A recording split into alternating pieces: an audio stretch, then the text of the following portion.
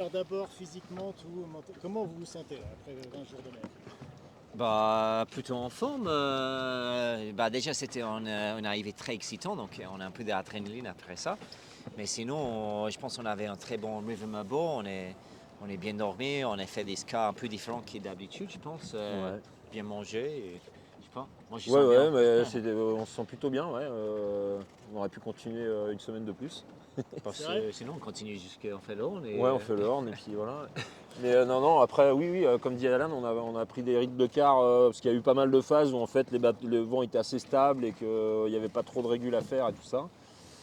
Et que le pilote barrait très bien. Donc on a eu on a fait des quarts assez longs sur une bonne partie de la course. Et puis quand il y avait plus de régule et tout ça, on a raccourci les quarts pour que ça reste efficace sur le pont. Et on s'est plutôt bien entendu.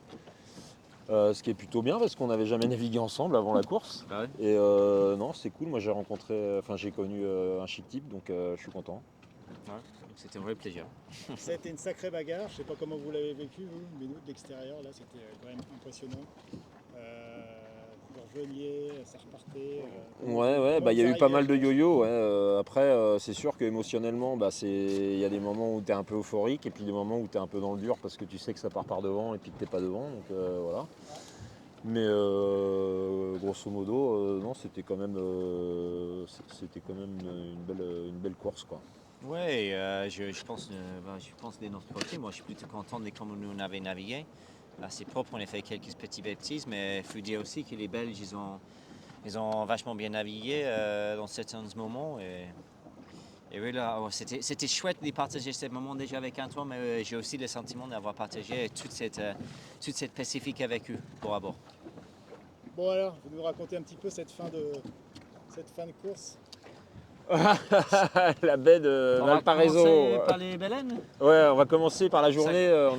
On a navigué dans des baleines au milieu de, je sais pas, de dizaines de baleines. C'était super beau. C'est un souvenir qui va rester gravé longtemps. Et puis l'arrivée dans la baie de Valparaiso, bah, c'était un peu inattendu parce que les Belges avaient réussi à faire un trou sur nous avant de rentrer dans la baie. Et puis en ouais, fait, ils nous ont attendus à l'entrée de la baie arrêtez. gentiment, arrêtés dans la molle. Et Ouais. puis on est venu se poser à côté d'eux et on a franchi la ligne. On est incapable de dire qui a franchi en premier la ligne. Donc je sais pas comment ça va être départagé. Je suis un peu sceptique là-dessus parce qu'il n'y avait pas de bateau comité sur l'eau. C'était une ligne virtuelle, donc sur Adrena. Donc les seuls moyens qu'ils ont à leur disposition, c'est éventuellement les traces, mais ça dépend d'où tu mets ton antenne GPS, parce que la définition de franchir une ligne d'arrivée, c'est la première section du bateau en navigation normale. Donc c'est le bout dehors pour nous, sauf que les antennes, elles ne sont pas sur les bouts dehors, donc après ça dépend de l'angle que tu as, de la dérive que tu as. Pour moi, c'est indépartageable. Je ne sais pas Ouais. comment ils vont faire. Et comment vous avez vu ce retour, alors du coup, est-ce que à un moment donné, vous y avez plus cru? Bah, en fait, le retour est en plusieurs parties. Le retour, on avait déjà visé ça il y a une semaine. Quand eux, ils avaient bien gagné dans le sud, ils avaient nous collé 80 000, je pense, un truc comme ça. Et après, nous, on avait joué notre tactique, c'était de placer plus nord-ouest par rapport à eux. C'est ce qu'on avait fait et on avait bien gagné.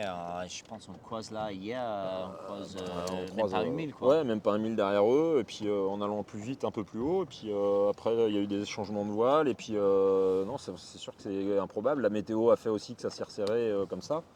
Ouais. Et ça arrive souvent dans les courses, hein. Soit on dit que l'élastique se tend, soit il casse, c'est-à-dire qu'il n'y a pas de retour possible pour les autres. Et puis là, il s'est tendu, puis redétendu, on est revenu sur eux. Ce qui fait une arrivée au coude à coude Ouais. complètement improbable, quoi. Je pense que personne ne l'avait prévu parce que sinon il y aurait eu un bateau comité sur l'eau, moi je pense. Mais Ouais. Du coup, ça, c'était ouais. première partie. Après, deuxième partie, c'est le petit cru à l'arrivée. Ah oui. Eux, ils ont bien, faut dire, ils ont bien eu collé 3000, un truc comme ça, 3 4 000. Et on regarde l'AS en pensant que c'est peut-être fini, en espérant que c'était pas tout fini, mais en pensant que peut-être c'était possible. Après, on les voit à moi de une nu. Puis là, on se dit, allez, c'est maintenant, on attaque, on va faire un truc différent. On avait mis en place très vite fait un petit plan pour faire le tour de la molle.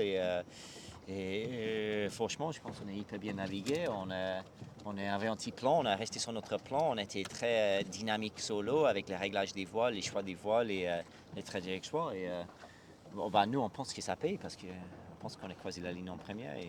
c'est ce qu'ils ont pensé aussi. Quand vous, étiez, Inch'Allah. quand vous étiez côte à côte comme ça, vous avez discuté entre vous, entre bateaux vous regardez Pas du tout. Si, pas trop, mais si quand même, ils ont fait un petit selfie avec Ouais. nous juste derrière eux. Et puis après, quand nous on a pensé couper la ligne, on leur a dit bah ça y est, nous on a coupé la ligne. Et puis c'est là où ils nous ont dit bah nous pas encore. Je fais peut-être que je leur ai dit du coup peut-être que vos waypoints sont pas bons parce qu'on était vraiment les deux bateaux. C'était même s'il y avait eu un bateau comité sur l'eau, il aurait eu du mal à départager Ouais. les bateaux quoi. Vu que c'était un point virtuel, il n'y avait pas de bouée, il n'y avait rien. Si tu veux, c'est quand même hyper compliqué d'arriver à départager au mètre près. Pour moi, c'est impossible de savoir. Nous, on a eu la sensation sur l'eau que c'était nous, mais c'est impossible de départager en fait. Vu la configuration de la ligne d'arrivée et de l'arrivée des deux bateaux en même temps, c'est complètement improbable. Merci messieurs.